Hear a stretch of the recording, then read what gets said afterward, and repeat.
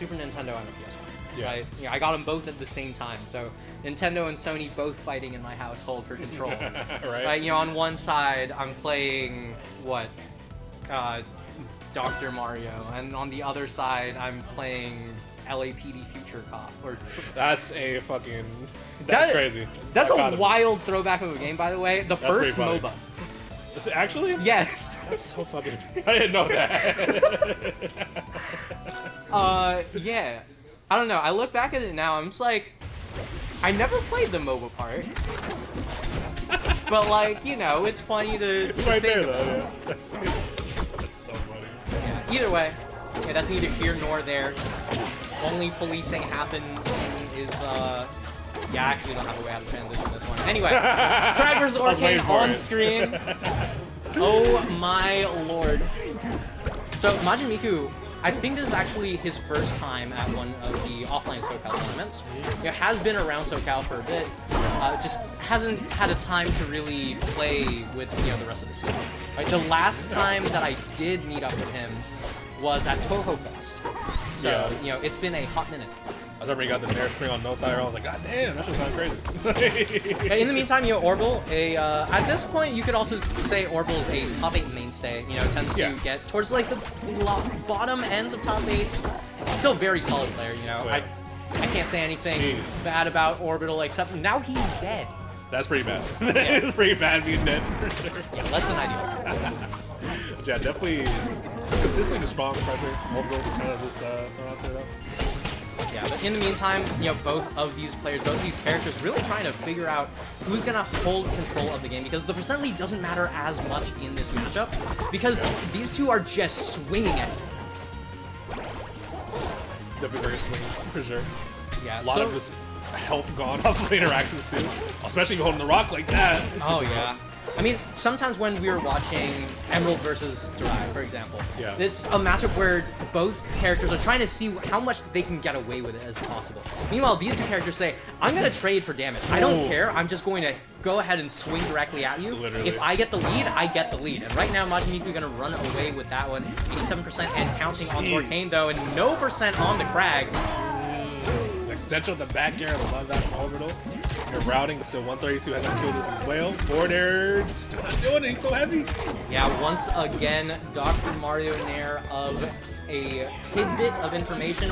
Orcane's still heavier off the sides than he is off the top. Yeah. At the very least in this game, not nearly as heavy as he was on release, because... He was heavier? He was. Oh, yeah. He was. So, he was. On the very release of Orcane, so we didn't... The reason why that worked that way in Rivals 1 was because air friction changed your survivability, and Orcane just had high air friction. Now, once again, still finding a way to survive horizontally. Yeah, in this game, air friction doesn't do that. So, we said, all right, well, what if Orcane's just heavier sideways? So, his sideways weight... That's a funny way to do that, yeah. Yeah, his sideways weight was shared with Kragg. Is not quite that heavy anymore, but, you can still see it pay dividends. 120% of extra credit. It should be feeling high, so I'll still be feeling like Kragg weight, honestly, but factually not. The last stocks in there. Oh! Wow. Yeah. MajinMiku get easy up strong confirm into that. Love to see it. MajinMiku taking that first game over. Yeah, I was saying earlier, right? It's all about just throwing yourself at your opponent, trading for damage, and these two are so happy to do that each and every time. Now that game one's on the board, you got a lot more info about the other player, especially because these two just don't really play nearly as often as some of the other players in the region.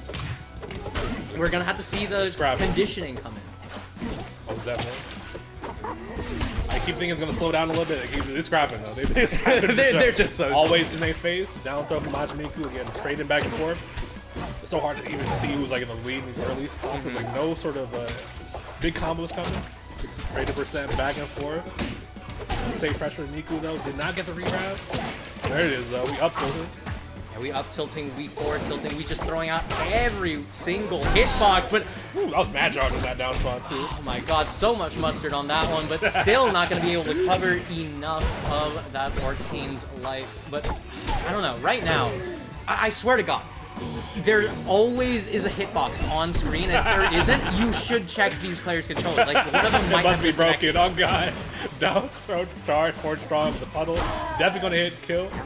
Big early kill from MajinMiku, but forward air still not. I keep expecting the will to be fucking dead. I'm not gonna lie, dude. I know, right? It's tripping me out. That's what you'd think, but instead, still managing to stay alive, still able to get a little bit more extra credit. And Dude, a lot more now, dude. 48 still counting. The back air getting back on stage. Just sound of tech chase thrown into him. Called out to get him attack. Dude, MajinMiku play hard right now. The forward strong just to get the kill. What? oh my god, like, finals week comes along, just skip class. You don't even need to take it. Because MajinMiku, a full 3-1 stock lead and still running away with this one. It was all about scrapping in that game 1, and now it's all about taking the whole thing. Even doesn't commit for that one, but still able to get back on stage, still able to survive, still able to look for one more kill. And once again, the Nair just stuffing out a lot of the startups of Orbital's moves there. MajinMiku just... How? Yeah, still evading death in every sort of turn. Yeah, a 3-stock, by the way, would be definitely crazy. Gets back to the stage, though, 130%. But yeah, Miku was playing super confidently. Every approach they say, I'm just gonna work. They're just gonna go for it. Works out with punish with that. Up there again, killed off the top, and that's just a 3-stock anti. So, yeah. That was something. Like, I don't even know what to even say about that, right? Because we were saying in game 1, it was all about scrapping, it was all about figuring out who comes out on top, and then just trading blows back and forth. This time, you said, all right, well, I got that first blood. Like, well, I'm just gonna keep going. Right? I feel like the confidence just came out full force after he got that first stock, but I'm gonna go for the extension.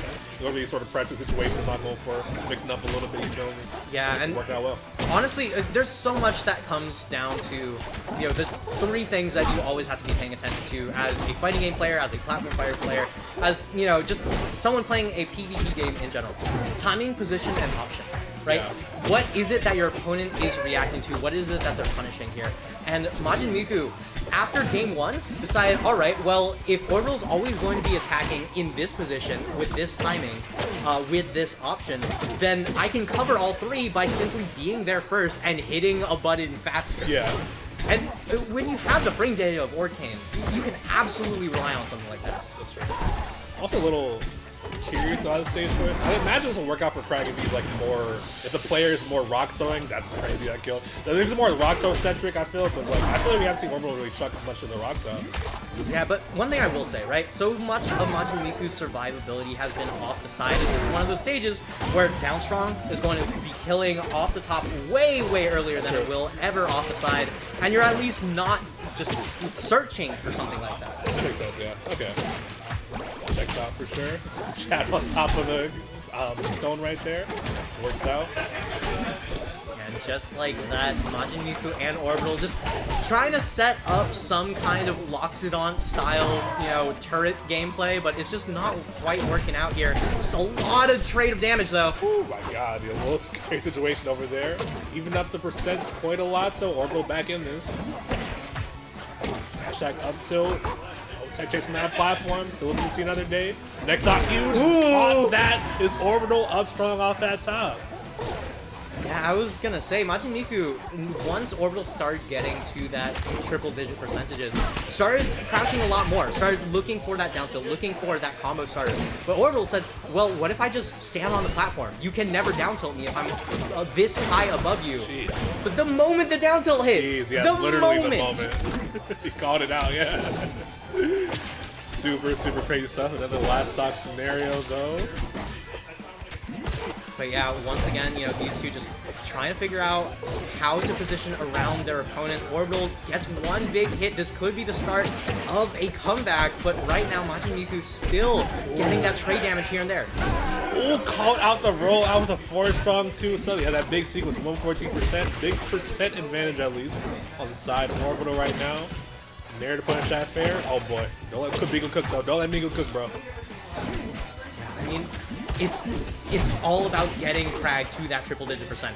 8 more percent, and all of a sudden, we are going to hit down tilt mode. The moment MajinMiku lands one of them, it's terrifying, but Orbital now needs to find a kill on MajinMiku before MajinMiku can look for one on him.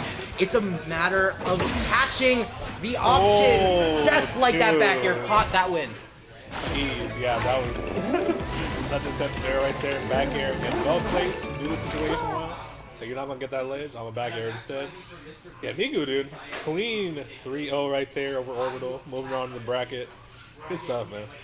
Yeah, great stuff. I mean, you can't really complain about watching an Orcane playing like that. I mean, you definitely can if you're on